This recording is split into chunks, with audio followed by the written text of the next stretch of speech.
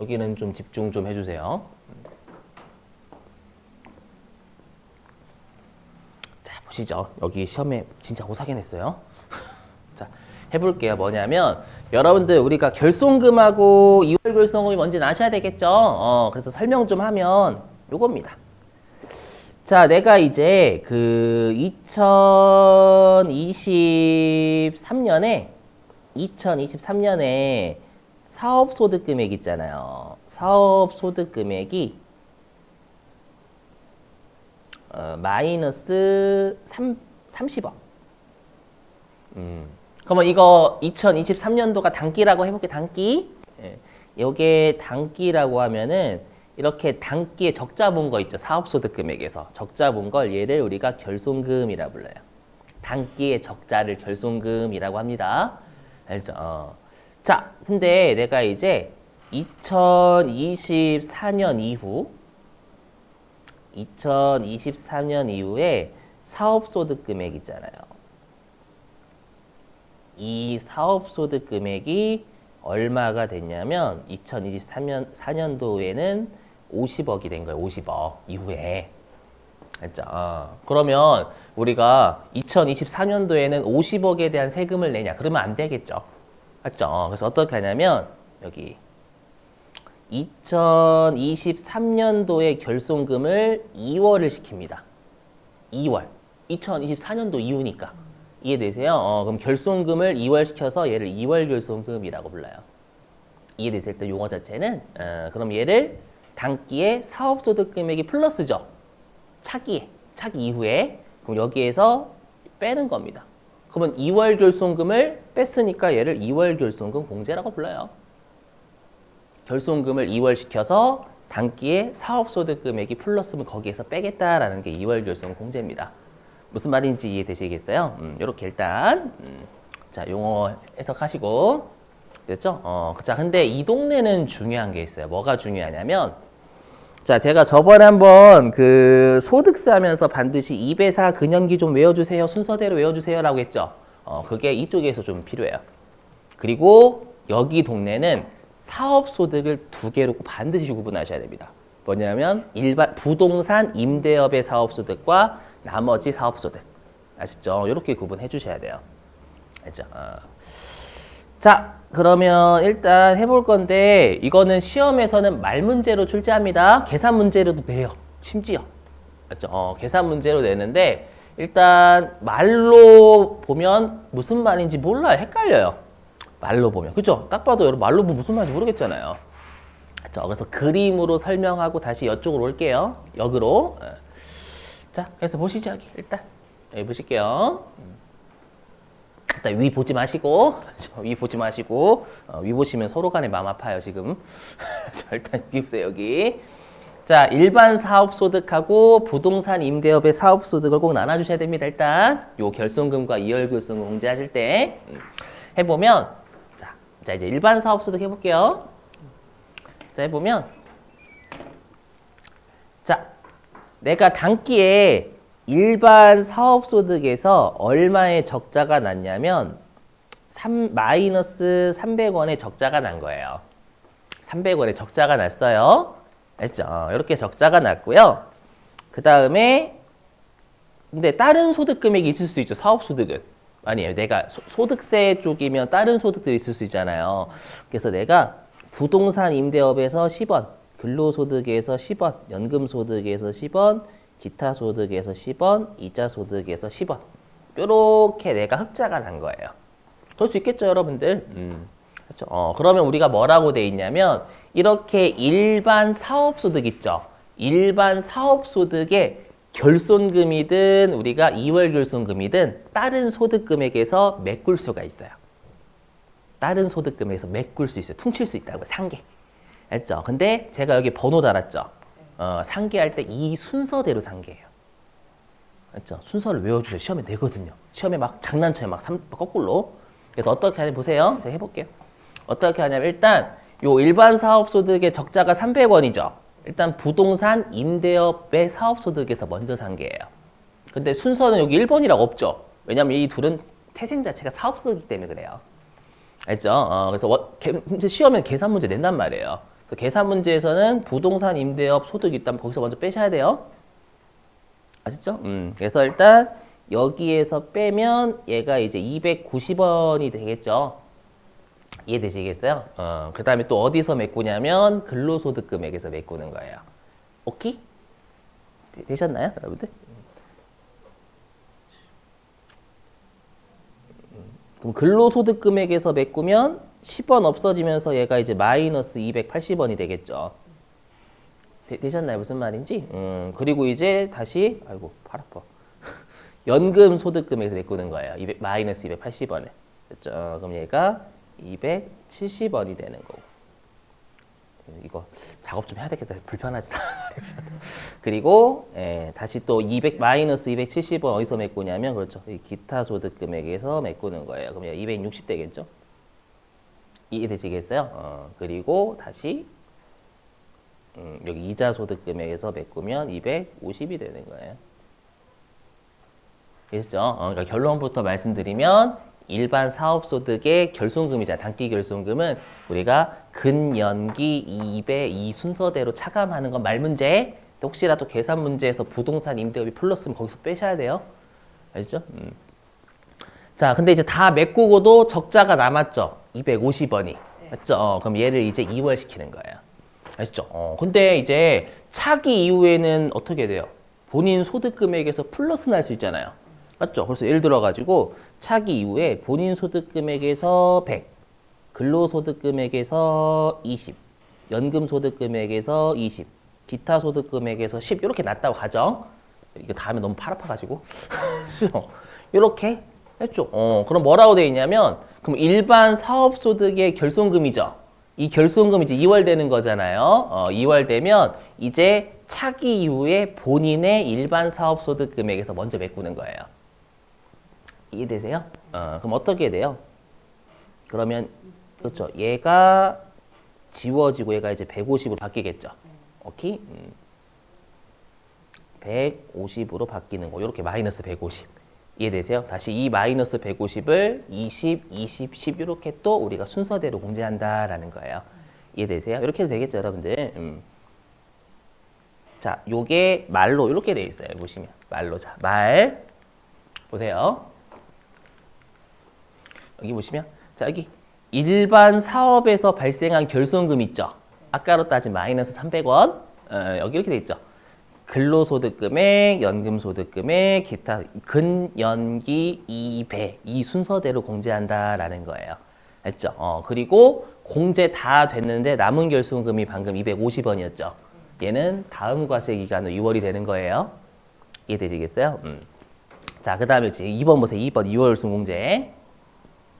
여기 일반 사업에서 발생한 이제 2월 결손금이에요. 결손금이 2월 되면 이제 본인의 소득 금액에서 플러스 날 수 있는 거 차기 이후에는 여기 일단 본인의 사업 소득 금액에서 먼저 공제하죠. 먼저 공제하고 다시 근연기 2배 이 순서대로 공제한다라는 거예요. 오케이? 됐죠? 그럼 여러분 질문이에요. 그럼 우리가 결손금부터 먼저 메꿨어요? 2월 결손금부터 먼저 메꿨어요? 그렇죠. 결손금부터 먼저 퉁치고 2월 결손금 그 다음에 메꿨잖아요. 근데 시험에 어떻게 장난치냐면 2월 결손금부터 먼저 공제한다라고 장난쳐요. 여기는 결손금부터 먼저 공제했잖아요. 여러분들 조심. 오케이? 예.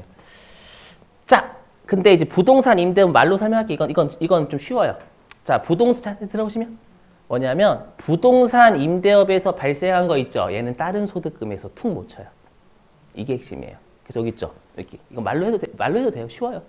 그래서 여기 부동산 임대업에서의 결손금은 다른 소득금액에서 공제 절대 못해요. 툭 못 쳐요.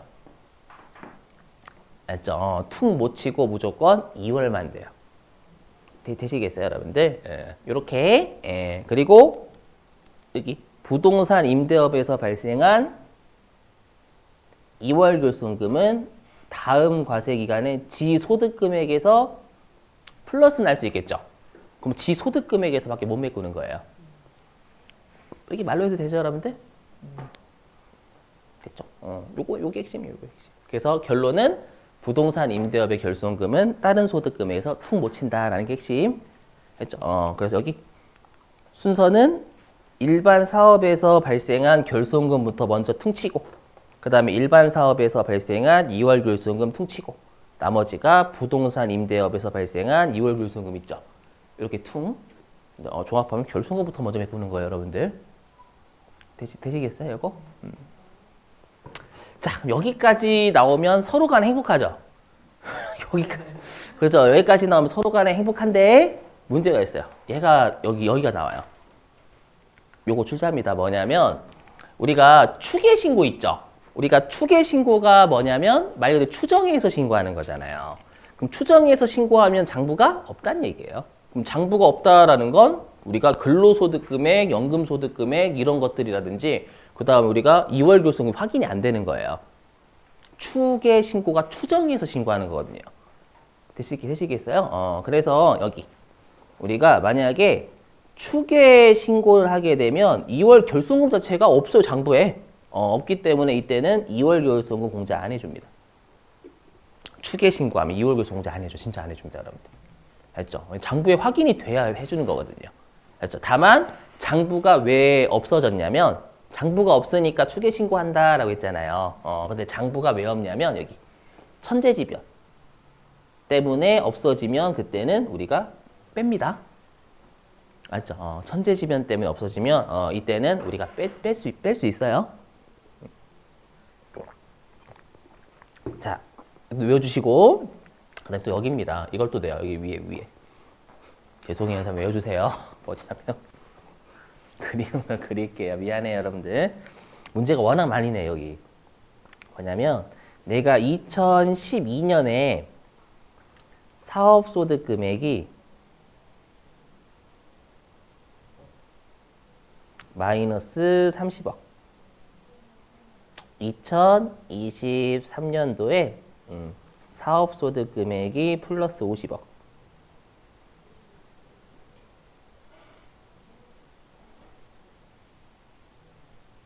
그럼 제가 아까 뭐라고 했냐면 왠지 우리가 결손금은 무조건 차기 이후에 플러스 소득이 있으면 무조건 뺀다라는 느낌 드렸잖아요. 맞죠? 아닙니다. 뭐냐면 이 결손금이 우리가 2월 되는 기간에 제한이 있어요. 그래서 어떻게 돼 있냐면 이게 시험에 냅니다. 여러분들 죄송하지만 암기해요. 이거는 왜냐면 법인세에도 똑같이 있거든요. 그래서 어떻게 돼 있냐면 이렇게 돼 있어요. 여기 원칙은 15년이에요. 이거 암기해요. 원칙은 15년입니다.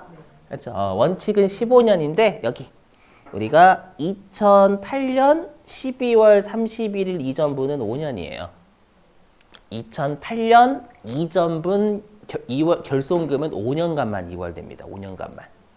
그리고 여기 2019년 12월 30일 이전분은 10년. 짜증나죠? 그럼 여러분 10년 동안 2월 되는 건 몇 년도부터 몇 년도 사이에 발생한 결손금이에요? 그렇죠. 2009년부터 2019년도. 2019년도까지의 결손금은 10년간 2월이 되는 거예요. 그러면 2012년도면 요 사이에 걸리죠. 2009년부터 2019년. 그럼 얘는 10년간 2월 되니까 10년간 2월 된다라고 하면 플러스 10년 하시면 돼요. 그럼 2022년도까지의 플러스 소득에서만 뺄 수 있는 거예요. 그럼 2023년도를 못 빼는 거죠. 2022년도 이제 끝났어요. 이제 사라졌어요. 이해되시겠어요? 무슨 말인지? 예. 제발 좀 부탁드려요. 15년이 원칙이다라는 거 암기 정 힘드시면. 자, 그리고 요것도 출제를 가끔 합니다. 뭐냐면 우리가 원칙은 환급을 안 해줘요. 원칙은 환급을 안 해주는데 예외적으로 중소기업은 환급해 줍니다. 올해 결손금 발생하면. 작년에 중소기업은 우리가 소득 공제라고 해요. 작년도 세금을 환급을 줘요.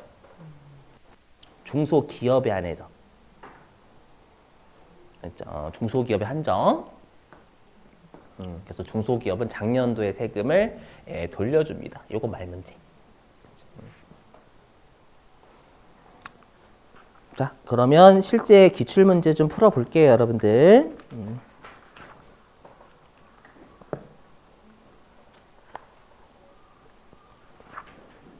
자, 어디 있냐? 여기 있네. 726. 교재 726페이지.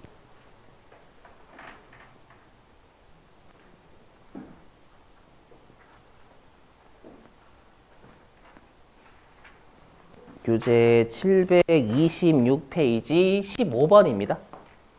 교재 726페이지 15번입니다.